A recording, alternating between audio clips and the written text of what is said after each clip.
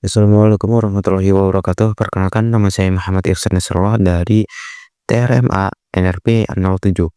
Pada kesempatan kali ini, saya akan membawakan sebuah studi kasus yang dekat dengan kehidupan kita sehari-hari, yaitu tentang bagaimana sih cara mengecilkan ukuran video tanpa menghilangkan kualitas. Judul studi kasus saya yaitu adalah reduksi ukuran video tanpa menurunkan kualitas. Nah, apa sih reduksi video itu? Reduksi video itu adalah proses mengubah file video agar ukurannya itu menjadi lebih kecil, terkompresi, tanpa mengurangi kualitasnya sama sekali. Yang bertujuan untuk menghemat ruang penyimpanan dan mempercepat pengiriman atau unggah melalui internet. Dan fungsi reduksi video di sini tuh ada empat. Yang pertama, menghemat ruang penyimpanan. Wah, dengan reduksi ukuran video, file itu jadi lebih kecil sehingga tidak cepat memenuhi memori perangkat. Yang kedua, mempercepat pengiriman dan berbagi. Video berukuran kecil lebih cepat diupload dan di-download, sehingga praktis saat dikirim lewat aplikasi seperti WhatsApp, email, atau bahkan cloud. Yang ketiga, meningkatkan efisiensi akses. Nah, video lebih ringan itu bisa diputar lebih lancar di berbagai perangkat, termasuk yang spesifikasinya dibilang rendah. Yang keempat, mengurangi penggunaan bandwidth. Saat streaming atau kirim video online, data yang dipakai itu jauh lebih sedikit sehingga lebih hemat kuota internet. Kenapa sih reduksi itu penting dalam teknologi video?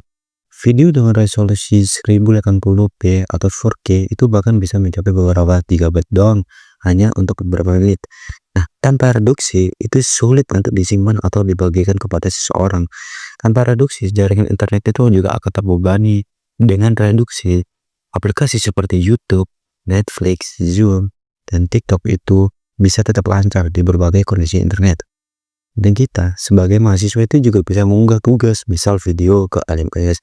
Guru atau dosen pun juga bisa mengirim materi video tanpa batasnya ukuran. Terus orang dengan perangkat atau internet terbatas tetap bisa menikmati video yang berkualitas. Nah, ada pun juga teori dasar tentang reduksi. Yang pertama ada redundansi temporal. Karena video adalah rangkaian gambar yang berulang, jadi banyak frame yang memiliki kemiripan dengan frame sebelumnya atau bahkan sesudahnya. Redundansi temporal itu memanfaatkan kesamaan antar frame untuk mengurangi data yang ada disimpan atau dikirim. Yang kedua ada redundansi statistik. Data video memiliki distribusi nilai itu yang tidak merata. Teknik kompresi menggunakan modul statistik untuk mengkodekan data dengan cara yang lebih efisien, seperti menggunakan Huffman coding atau arithmetic coding. Huffman coding itu apa sih? Huffman coding itu adalah teknik kompresi data yang menggunakan kode biner dengan panjang berbeda untuk tiap simbol. Kalau arithmetic coding itu adalah teknik kompresi data yang mengubah seluruh pesan jadi satu bilangan desimal dari antara 0 dan 1. Yang ketiga ada transformasi dan kuantisasi. Trigger video itu biasanya diubah ke domain frekuensi menggunakan transformasi seperti discrete Gaussian transform atau discrete wavelet transform. Nah, setelah transformasi, koefisien yang kurang penting itu dapat dikurangi atau dihilangkan melalui proses kuantisasi sehingga bisa mengurangi jumlah data. Adapun juga teknik reduksi. Yang pertama ada pengaturan bitrate. Bitrate menentukan jumlah data per detik pada video. Bitrate lebih rendah, otomatis ukuran filenya itu jauh lebih kecil, tapi kualitasnya harus tetap dijaga. Yang kedua, pengaturan resolusi.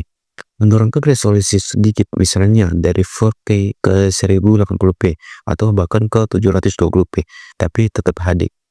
Bisa mengurangi ukuran file tanpa terlalu mengorbankan kejernihan video. Ketiga, ada pemilihan kodek atau format video.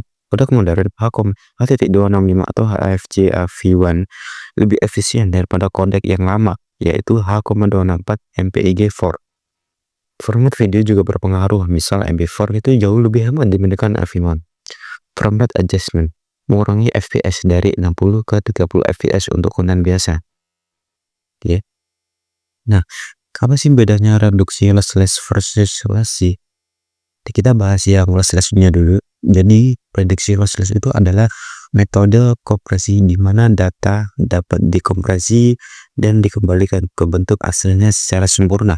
Tidak ada informasi yang hilang selama proses kompresi. Cara kerjanya yaitu teknik ini tuh mencari dan menghilangkan redundansi dan batas besar. Jika sebuah gambar itu memiliki area besar berwarna solid daripada menyimpan setiap sekian, algoritma itu akan menyimpan informasi 200 piksel berwarna merah yang jauh lebih ringkas. Keunggulannya, kualitas video itu atau gambar benar-benar sangat terjaga. Kekurangannya yaitu rasio kompresi. Perbandingan ukuran file asli dan tak kompresi itu tidak setinggi dengan metode lossy. File yang dihasilkan itu tetap berukuran relatif jauh lebih besar. Contoh format file seperti FLAC untuk audio dan PNG untuk gambar itu menggunakan kompresi lossless. Dalam video codec seperti H.264 atau Apple ProRes 4444 dapat digunakan untuk tujuan ini. Nah, sekarang masuk ke reduksi lossy.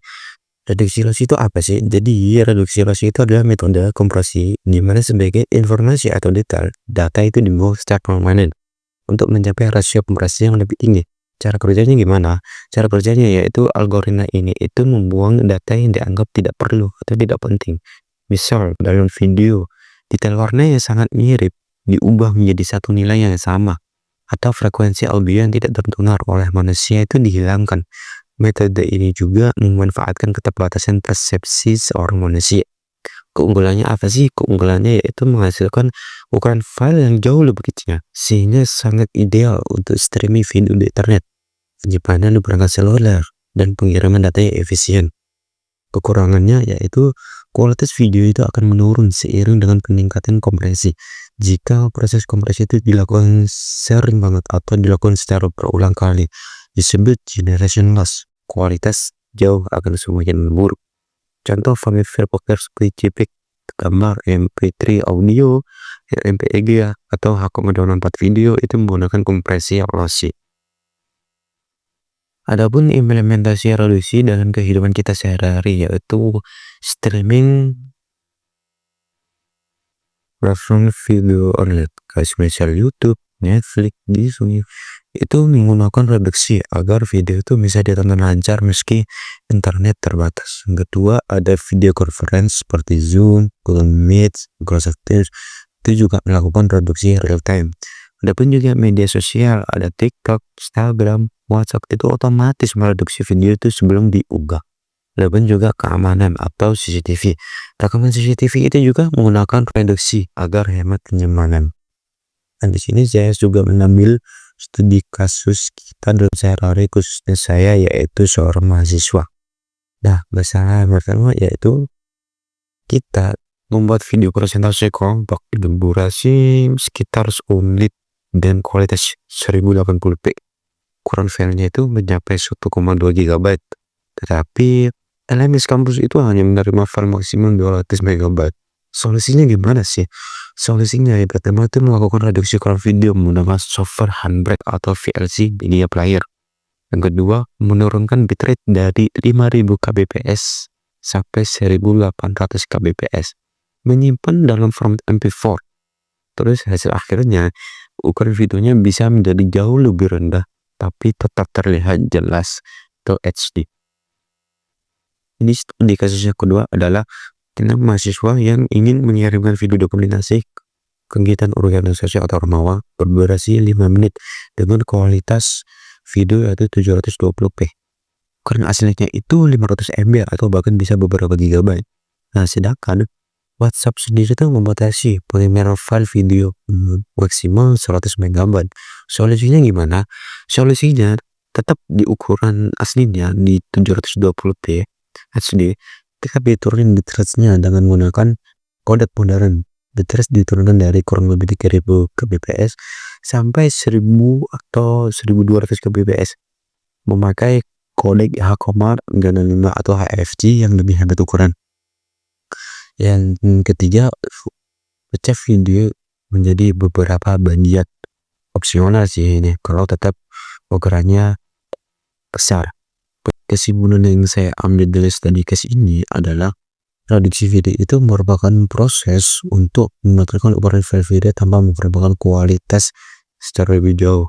Konsep ini juga penting karena apa? Karena ya ukuran video itu modern. Ini ukuran video sekarang ini kan modern ya, ini jauh semakin besar sehingga reduksi video itu dibutuhkan agar penyimpanan file jauh lebih hemat, distribusinya jauh lebih cepat, dan akses lebih mudah di berbagai perangkat maupun channel. Jadi itu saja study case yang saya ambil. Cukup sekian dan terima kasih. Assalamualaikum warahmatullahi wabarakatuh.